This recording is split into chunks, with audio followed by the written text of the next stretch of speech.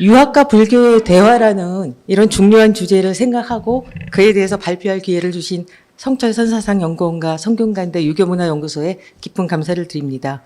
특히 저는 이 동아시아 철학에서 근현대 철학이 갖고 있는, 근현대 전통 철학이 갖고 있는 그 중요성이 사실은 굉장히 그동안 평가절하되어 왔다고 생각하고, 우리가 앞으로 우리의 현대 철학을 모색해 나아가기 위해서는 굉장히 중요한 연구라고 생각을 하고, 그렇게 생각할 때 이 특히 전통 철학 중에서 불교와 유학의 상호 영향과 상호 관련을 연구하는 것은 대단히 중요한 그 분야라는 말씀을 일단 드리고 싶습니다. 제가 발표할 내용은 중국의 현대 신유학에 나타난 유학과 불교의 융합의 방식들이라는 그 제목이고요. 웅심역과 당근의 모정삼이라는 3인의 철학을 중심으로 해서 살펴보기로 하겠습니다. 머릿말 보겠습니다. 중국 근대 시기에 서양 사상이 새로운 시대 사조로 대두하게 되자 근대 이전의 사회 이데올로기로 강력한 영향력을 지속해온 유학, 주로 주자학이죠. 주자학에 눌리고 있던 불교가 부흥하게 되었습니다. 유학, 그중에서도 주자학은 세계와 인간을 동일한 영역으로 파악하고 동일한 메커니즘인 리의 실현으로 파악하는 사상입니다. 그런데 근대에 들어와서 서양에서 자연과학이 들어오면서 동양의 전통과학인 역학, 그리고 천문학에 대한 신뢰가 떨어지고 자연과학 분야에서 밀리게 되자 이 동양의 지식인들은 유학으로는 서양에 대응하기가 부족하다 하는 인식이 생겨나게 되었습니다. 그리하여 동양이 서양보다 자연과학 측면에서는 떨어지더라도 심성론 등 윤리학이나 철학적인 측면에서는 부족함이 없다는 주장을 하기 위한 대안으로 불교 그리고 유학 중에서 주자학이 아닌 양명학이 전면으로 부상하게 되었습니다. 이처럼 중국 근대 시기 불교의 부흥과 불교학의 성립 그리고 유학의 현대화 작업은 서양에 대항하는 민족주의적인 성격을 가진다는 점을 일단 우리가 생각을 해봐야 될 것 같습니다. 이때 중국의 근대 불교는 다음과 같은 세 가지 흐름으로 나타나게 됩니다. 첫째는 유식불교의 등장입니다. 서양의 관념론 철학이 중국에 소개되고 중국 전통사상은 이건 뭐 좋은 얘기지만 인식론이나 논리적인 부분이 약하다 이렇게 비판받는 상황에서 서양 관념론 못지않은 인식론과 논리로 무장한 유식불교는 당시 동양에서 열광적으로 받아들여졌습니다. 유식불교의 부활을 주장하는 학자들은 유식불교가 가진 이성적이고 사변적인 논리 정신을 근대 이후의 서양 철학의 유입에 대응할 수 있는 최상의 방법으로 생각하였습니다. 둘째는 전통 중국불교의 옹호입니다. 중국불교라고 하면 뭐 동아시아 불교라고 해도 되는데요. 이 중국불교는 인도 불교가 중국에 들어와서 1000년간의 시행착오 끝에 성공적으로 변화한 중국화된 불교이고 인도 불교와 전혀 다른 성격의 불교로 발전한 불교입니다. 그 핵심적인 내용은 연기관의 변화인데 현상계의 모든 현상이 진심 또는 진여에 의거해서 생겨난다고 보는 이 변화된 관점이 진여 연기론입니다. 중국 불교는 이 진여 연기론의 근본을 두고 있고 이것이 서양의 충격에 대응하는 동양의 우수성의 근거라고 보는 유식불교를 환영하는 학자들과는 다른 또 다른 일군의 학자들이 등장하였던 거죠. 그리고 셋째는 불교의 유학화입니다. 유식불교를 추종하는 학자들과 중국 전통불교를 옹호하는 학자들 간의 논쟁은 많은 철학적 논의를 불러일으켰고 독창적인 제3의 길을 여는 계기가 되었습니다. 그것이 불교의 유학화를 시도한 현대 신유학 혹은 현대 신불가의 등장이라고 할 수 있습니다. 그 대표적인 인물인 웅심역의 신유식론은 새로운 유식불교라는 뜻이죠. 신유식론은 유식불교를 비판하되 유식불교의 논리와 용어를 그대로 활용해서 전통 중국불교를 유학화시키고 중국 불교의 진여 연기론을 발전시킨 철학이라고 할 수 있습니다. 이는 서양 제국주의가 근대 이후 동양을 침범한다고 하더라도 동양의 가장 그 핵심적인 바탕은 불교의 불성론 그리고 유학의 성선론을 통한 인간 긍정에 있으며 결국 동양은 도덕의 측면에서 서양보다 우월하다는 것입니다. 여기에 반외세, 반봉건의 사회적 실천을 더한 것이 현대신유학이라고 할 수 있습니다. 현대신유학은 중국 근대 오서운동 시기 이후 형성된 신유학 학파를 지칭하고 옹심역, 양수명, 풍우라, 모종삼 등이 여기에 속합니다. 이들은 유학 전통의 근원을 두고 그것과 서양 근대 문화를 대응하면서 결합하려 했던 사상가들이라고 할 수 있습니다. 현대 철학가인 이택구는 신해혁명, 오사운동 이래의 20세기 중국 현실과 학술적 토양에서 공자, 맹자, 정자, 주자, 육상삼, 왕양면 철학을 계승 발전할 것을 강조하고 그것을 중국 철학의 근본 정신으로 삼는 동시에 그것을 주체로 해서 서양 근대사상가 베르그송, 루소, 칸트, 헤겔 등 서양 철학을 흡수 개조하여 당시 중국의 사회, 정치, 문화 등의 현실적인 갈 길을 찾아내려 하였습니다. 이것이 현대신유학의 기본적인 특징이다라고 현대신유학을 정의했습니다. 이러한 현대신유학은 동양의 전통 사상을 근본으로 한다는 점에서 중체서양, 그러니까 동양적인 것이 바탕이 되고 서양적인 것은 그 하나의 보충되는 도구에 불과하다라고 하는 중체서양론의 재현이고 이를 최초로 시도하고 성공한 사상가가 옹심역입니다. 이 글에서는 현대 신유학의 대표적인 세 사상가인 옹심역, 당군의 모종삼이 어떤 방식으로 불교와 유학을 융합시켜서 서양 사상에 대응하였는가 하는 방식을 살펴보고자 합니다. 이는 불교와 유학으로 대표되는 동양의 가장 핵심적인 정신을 꿰뚫는 시도이자 우리의 미래를 지을 동양의 현대 철학이 갈 길이라고 생각하기 때문입니다.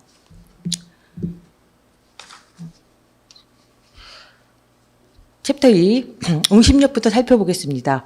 옹심역의 불교 비판의 논리는 한마디로 유식불교 비판이 중심이 되어 있습니다. 그러면 옹심역이 유식불교를 어떤 측면에서 비판하였는가 하고 살펴보면 크게 두 가지로 나누어서 생각을 해볼 수가 있습니다. 하나는 본체와 현상을 이분했다.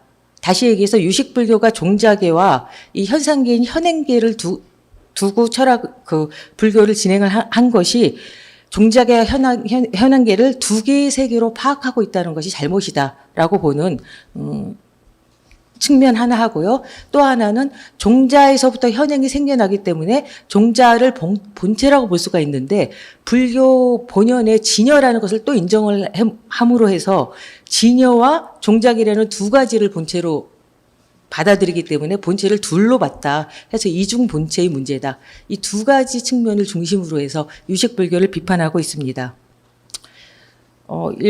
거기 챕터 1 보면 실제로 옹심역 철학에서 비롯된 현대 신유학의 태동과 중국 근대 불교의 발전은 사실은 유식불교를 매개로 한 것이라고 볼 수 있습니다. 당시 중국 근대에서 유식불교가 미치는 영향을 굉장히 지대했는데요.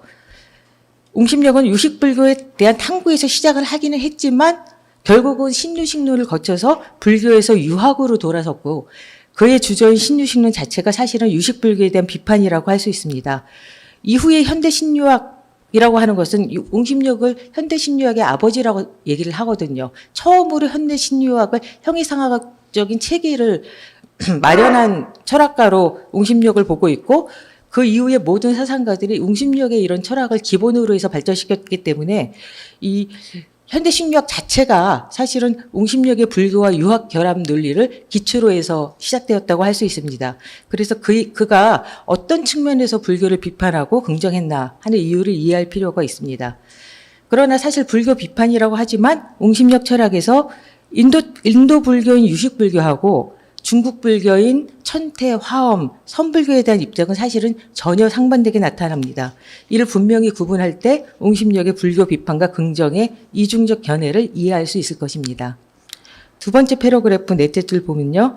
옹심역이 유식불교를 비판하는 가장 중요한 이유는 아까 말씀드렸듯이 유식불교의 종자설로 인해서 종자와 현행, 즉 본체와 현상이 일치하지 않고 완전히 이분되었다는 점에 있습니다. 이 신유식론을 보면 거의 이 얘기가 처음부터 끝까지 계속 반복해서 나오거든요. 유식불교는 본체와 현상을 이분한 것이 문제다. 근데 저는 그게 처음에 이해가 안 되더라고요. 도대체 본체와 현상을 이분한 것이 왜 문제인가? 도대체 유식불교를 왜 이렇게까지 비판을 하는가를 이해를 못했는데 나중에 이것이 사실은 유식불교의 본체와 현상의 이분이라고 하는 것은 사실은 서양 형이상학의 특징이고 따라서 유식불교에 대한 비판은 서양 형이상학에 대한 비판이구나라는 것을 알게 되었습니다. 그 부분을 더 이어서 살펴보면요. 이것은 우리가 경험하는 현상세계 너머에 그러니까 그 현상세계와 본체세계를 둘로 나누게 되면 현상세계 너머에 또 다른 본체세계를 상정하는 것과 같고 예를 들면 서양의 플라톤 철학에서 현실세계 너머의 어딘가에 이데아 세계라고 하는 초감각적인 우리가 경험할 수 없는 그 또 다른 세계를 초월적인 세계를 상정하잖아요. 그것과 마찬가지라고 보고 있는 겁니다. 그래서 종교적인 신이론과 다를 바가 없다는 것이 옹심역의 생각이었습니다. 이것은 서양 형이상학의 초월적인 본체론에 대한 비판을 함축하는 것이기도 합니다. 그 다음 두 패러그래프를 넘어가서 보면요.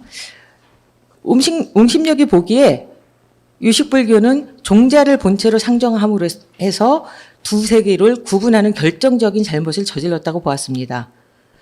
옹심역은 유식불교의 이원론이라고 하는 것을 왜 비판을 하냐면 우리가 경험하고 우리가 살아가고 있는 이 현상세계를 본체세계에 종속된 것으로 파악함으로 해서 본체세계가 따로 있으니까 본체세계가 더 가치 있는 것. 왜? 본체로부터 현상이 나타나는 거니까. 본체세계에 종속된 것으로 파악함으로 해서 우리가 살아가고 있는 이 현실세계는 본체세계에 비해서 무가치한 것 혹은 덜 중요한 것으로 보게 한다고 비판하였습니다. 이것은 서양 플라톤 철학에서 이데아 세계가 진정한 세계고 우리가 살아가고 있는 경험 가능한 이 현실 세계는 이데아 세계의 카피에 불과한 가치가 떨어지는 가짜 세계다라고 보는 것과 사실은 마찬가지 그 견해라고 생각을 한 것이죠. 그래서 현상 세계는 종자계에서 나온 것이며 어느 정도 운명적으로 그 가치가 정해져 있는 것이 되고 마는 거죠. 그래서 이런 세계 속 우리가 살고 있는 이 부족한 가치가 떨어지는 무가치한 이 현실 세계에서 도덕적으로 아무리 최선을 다하더라도 그것이 해탈 여부를 결정하지는 못하게 됩니다. 이러한 구도에서는 인간의 도덕적 행위의 가치가 떨어지게 되죠. 그 때문에 옹심역은 본체와 현상을 이분하는 유식불교를 비판했고 결국 불교에서 유학으로 전환을 하게 됩니다.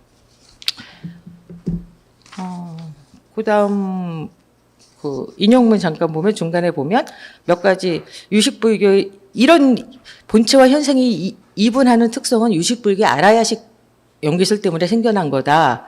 아라야식 연계설은 불교 원래 의미하고 다르다. 이렇게 비판하면서 이 종자설에 대한 몇 가지 다양한 비판을 하고 있습니다. 그는 종자를 세워서 인연으로 삼았으니 이건 일종의 다원론이다. 그리고 종자도 또 무르종자와 유르종자를 나눴으니까 이원론이다. 그리고 유식불교는 사람마다 각각 다른 종자를 가지고 있으니까 세계가 개인마다 각각 다르게 나타난다. 극단적인 다아론이다. 뭐 이런 식의 비판들을 하고 있습니다. 옹심역은 그러니까 종자를 단순한 의존 상태가 아니라 하나의 자체를 가진 알갱이 같은 거, 진짜 그 종자라고 생각을 함으로 해서 자성 혹은 힌두교의 범천, 신화 이런 것과 자아와 우주적 자아 뭐 이런 것과 다를 것이 없게 된다고 보는 것입니다.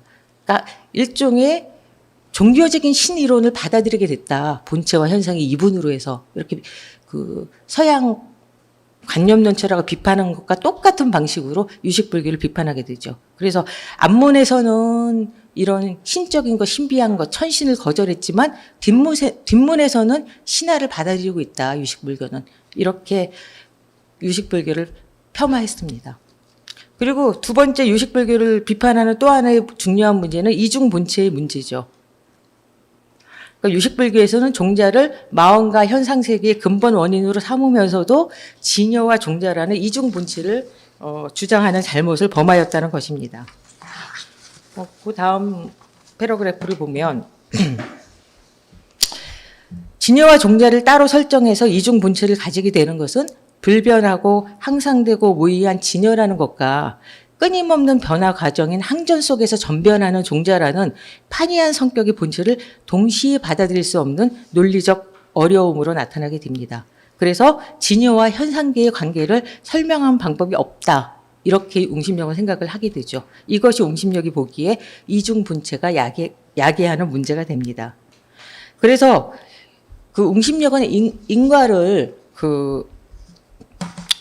달리 해석을 하는데요. 어떻게 해석을 하냐면 이 의식이 일어나는 것은 옆에 연들에 의거하기는 하지만 가장 중심적인 거는 내 속에 마음 속에 살아 움직이는 자발적인 힘, 자동력이라고 얘기를 하는데요. 그런 자발적인 힘에 의해서 이루어진다고 주장했습니다.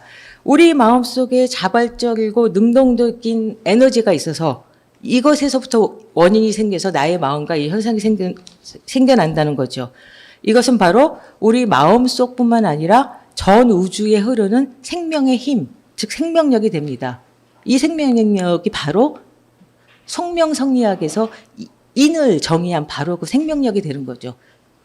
이런 과정을 통해서 웅심력 철학은 결국은 유학과 손을 잡게 됩니다. 웅심력은 단지 그 자체의 자발적인 힘에서 나오는 것만 인연이라고 한다. 그 외에는 인연이라고 할 것이 없다. 이렇게 얘기를 하고 있습니다. 빨리 하겠습니다. 챕터 3은 일단 유식불교에 대해서 비판을 했지만 이거는 유식불교에 대한 비판이고, 다시 얘기해서 유식불교라는 인도불교에 대한 비판이고, 중국불교에 대해서는 이중적인 논리를 가지게 됩니다. 유식불교에 대해서는 전면적인 비판으로 일관하지만 중국불교에는 긍정과 수용의 태도를 주로 보이고 있습니다. 한마디로 중국불교, 동아시아 불교가 갖고 있는 진여 연기론에 대한 전폭적인 긍정이라고 할 수 있습니다.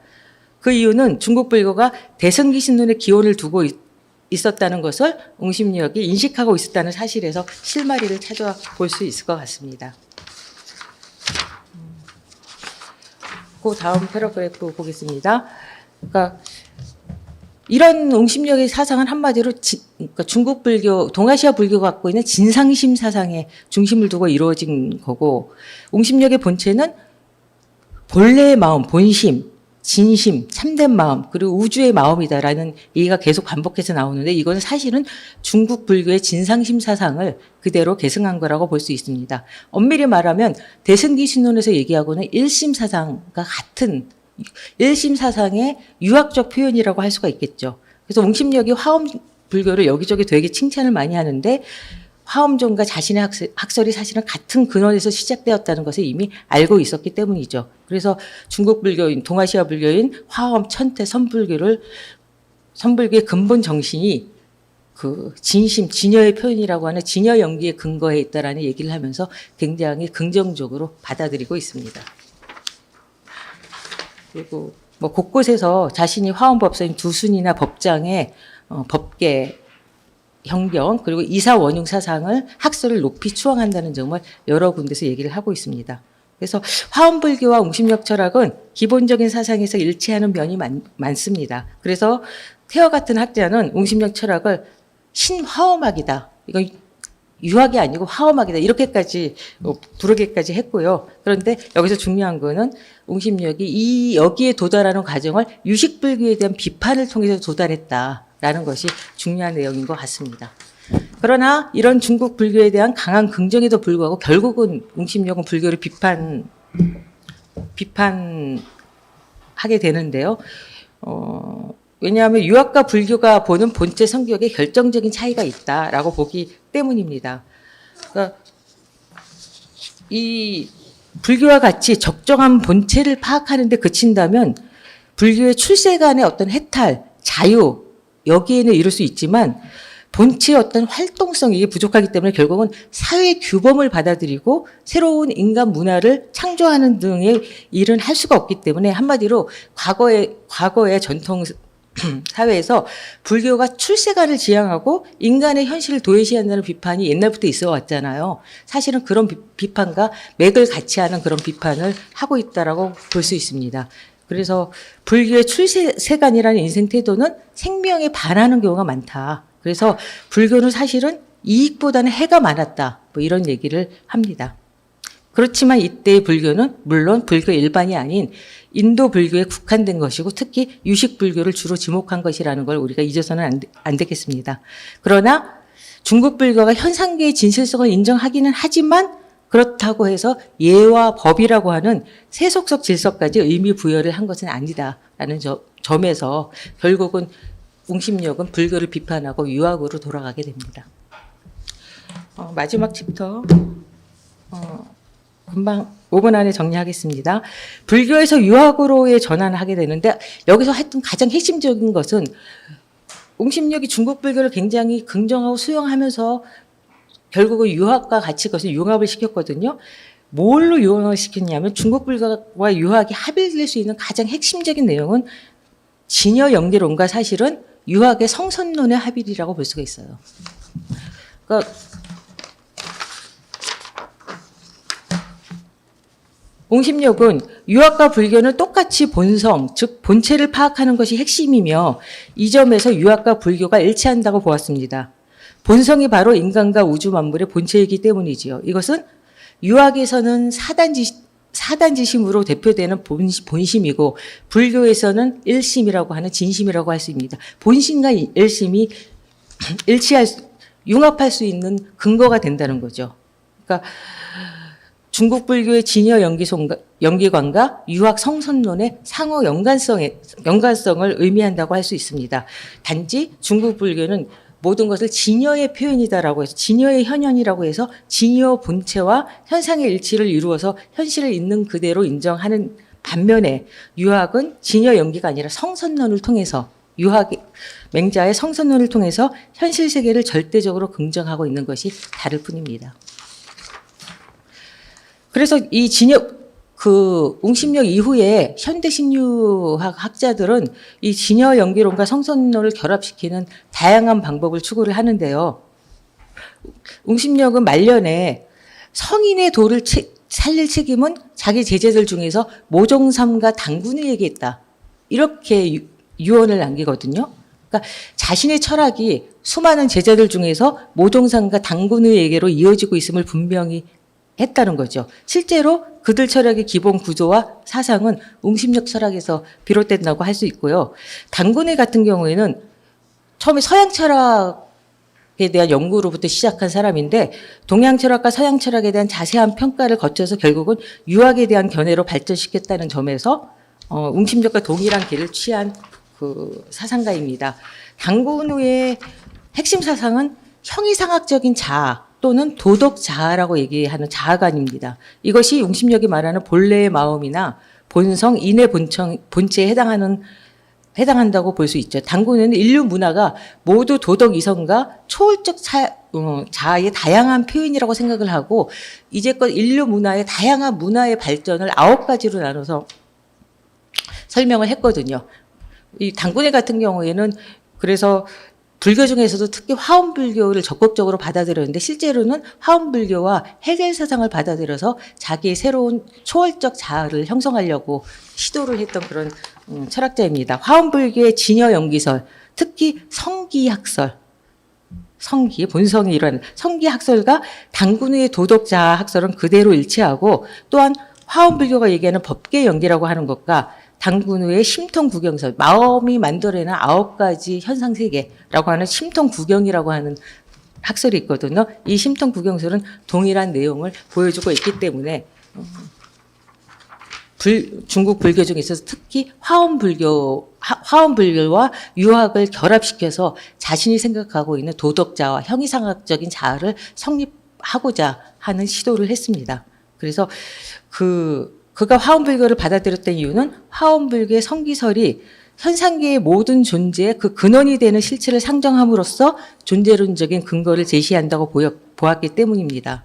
그래서 당군은 유학과 화엄불교를 활용해서 새로운 도덕자 철학을 세우고자 하였고 그 철학은 웅심역과 마찬가지로 유학과 불교 융합의 한 방식이었다고 볼 수 있습니다. 그리고 한 2분 내로 마무리해 2분 안에 하겠습니다. 그리고 모종삼은 현대 신유학을 완성한 사람이라고 이렇게 평가되는 그런 학자입니다. 모종삼은 웅심역한테 직접 교육을 받았고 역시 유학의 도덕적 형이상학을 정립하는데 정립하고 완성한 그런 철학자라고 받아들여지고 있는데요.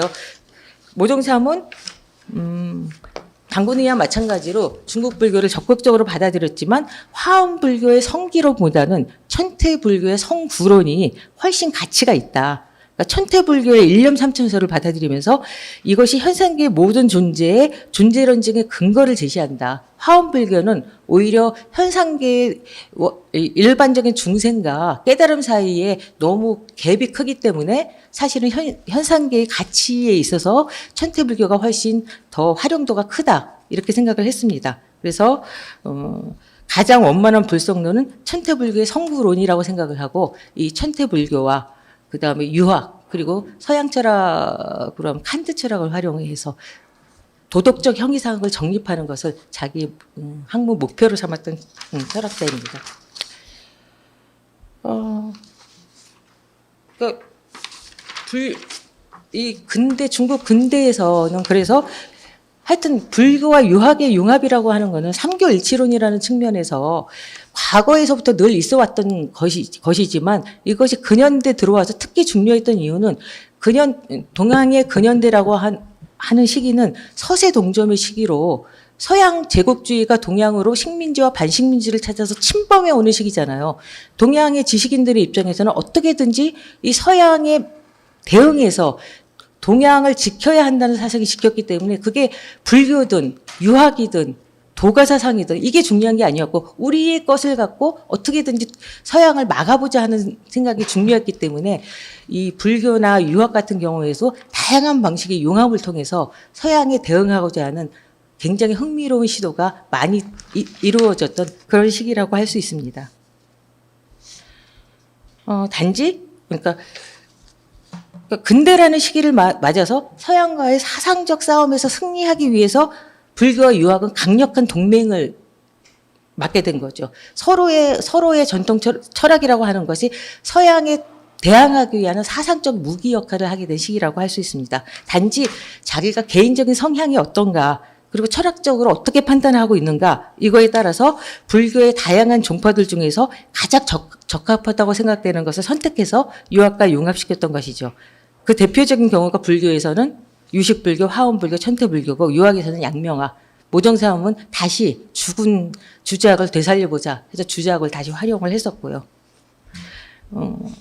기본적으로 이거는 중국 불교가 인도 불교의 아라야식 연기론과는 달리 진여 연기론을 기본으로 했기 때문에 유학의 성선론과 결합할 충분한 조건을 갖추고 있었기 때문이라고 봅니다. 결론적으로 중국 근대 시기 불교와 유학의 융합은 중국 불교의 진여 연기론과 유학의 성선론의 결합이라는 전제에서 이루어졌고 구체적으로는 웅심역과 유식불교, 당군의와 화엄불교, 모종상과 천태불교라고 하는 다양한 융합의 방식들로 나타났습니다. 간단한 소개 마치겠습니다.